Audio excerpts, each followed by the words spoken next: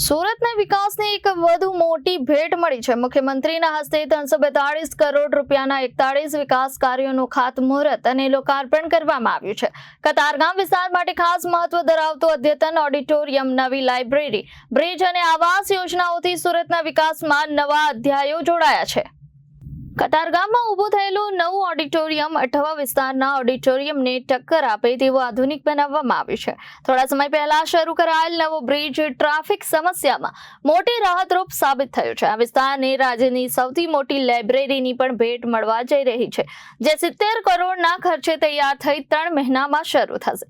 કેસરબા market વિસ્તારમાં 1304 મકાનો લોકો માટે તૈયાર થવાના છે, જેનાથી અનેક પરિવારોને નવું ઘર મળશે। સુરત મનપા દ્વારા રિન્યુએબલ એનર્જી, ગ્રીન મોબિલિટી અને સ્વચ્છતાના ક્ષેત્રે કરાયેલા પ્રયાસોની પણ પ્રશંસા કરવામાં આવી। ભાજપના શાસનમાં સુરત આજે દેશનું નંબર 1 સ્વચ્છ શહેર બન્યું છે અને આ સ્થાન જાળવી રાખવા નાગરિકોની જવાબદારી પણ મહત્વપૂર્ણ હોવાનું જણાવાયું હતું। વિકાસની રાજનીતિથી ગુજરાત આજે દેશ માટે રોલ મોડલ બની રહ્યું છે। પાટીલજી છે ને પેલું મોસાળમાં આપણી કહેવત છે ને, એટલે પછી આપણે સુરત નહીં પણ આપ ગુજરાતના છો એટલે આખા ગુજરાતમાં એવું કરી દેજો। હા, એટલે ગુજરાતમાં સારું કામ થઈ રહ્યું છે, પણ આ કેચ ધ રેન એ આખા માન્ય વડાપ્રધાનશ્રીનું જે વિઝન છે, આપણે વિઝનરી લીડરશિપ એટલા માટે જ કહીએ છીએ કે આજે તો છે આપણી પાસે બધું, પણ આવતીકાલનું પણ આજથી વિચારીને આગળ વધવાનું જે કાર્ય છે એ માન્ય વડાપ્રધાન શ્રી આ કેચ ધ રેન અંતર્ગત આખા દેશમાં આ મુહિમ ઉપાડી છે ને એનું કાર્ય ફૂલ જોશથી આપણા મંત્રી શ્રી પાટીલ। કતારગામ વિસ્તારથી કેટલા લોકો જરા હાથ ઊંચા કરજો ને એકવાર? બધા મને તો ખ્યાલ છે, બીજા કારણે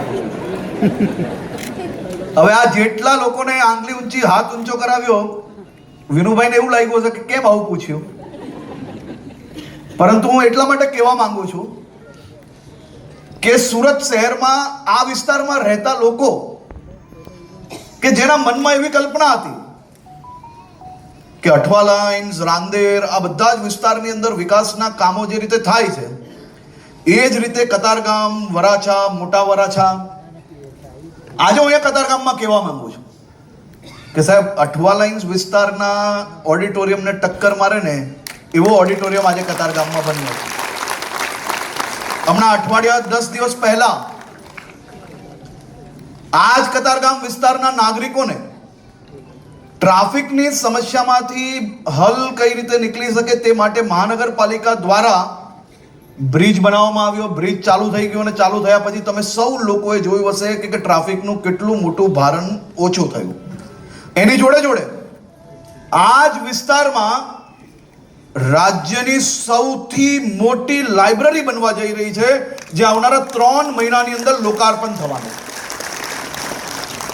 આ લાઇબ્રેરી એ 70 કરોડ રૂપિયાના ખર્ચે બનાવવામાં આવી રહી છે। બધા જ લોકો કાન ખોલીને સાંભળે। આ વિસ્તારના, આસપાસના વિસ્તારના અને સુરત શહેરના જે યુવાનો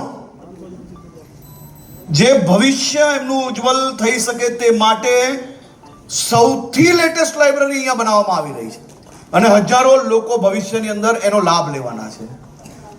મોડલ સ્કૂલ બનાવવામાં આવી અને એ મોડલ સ્કૂલ અહીંયા બેઠેલા સૌ આગેવાનોને હું વિનંતી કરવા માંગુ છું કે આપ જઈને જુઓ કે આ તમારા સૌનું ભારતીય જનતા પાર્ટીનું શાસન દ્વારા કયા પ્રકારે એક પછી એક સુરત શહેરના બધા જ વિસ્તારની અંદર મહત્વના પ્રકલ્પો થકી શહેરના બધા જ નાગરિકોને લાભ કઈ રીતે મળી શકે તે દિશામાં કામગીરી કરી છે।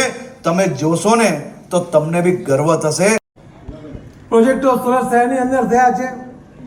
માનનીય પ્રધાનમંત્રી શ્રી નરેન્દ્ર મોદી સાહેબનો નિર્દેશ હતો કે સુરત પાલિકાનું બિલ્ડિંગ એ 55 માળનું હોવું જોઈએ, પરંતુ એવિએશન મિનિસ્ટ્રી તરફથી પરમિશન નહીં મળવાને કારણે આપણે 29 માળના 2 બિલ્ડિંગ રાજ્ય સરકારના માન્ય મુખ્યમંત્રીશ્રીના સહયોગથી આપણે કરી શક્યા અને આ માર્ચ મહિનામાં 29 માળના સ્લેબ પૂર્ણ થઈ જશે અને નીચેથી પણ ફિનિશિંગનું કામ પૂર્ણ થયું છે.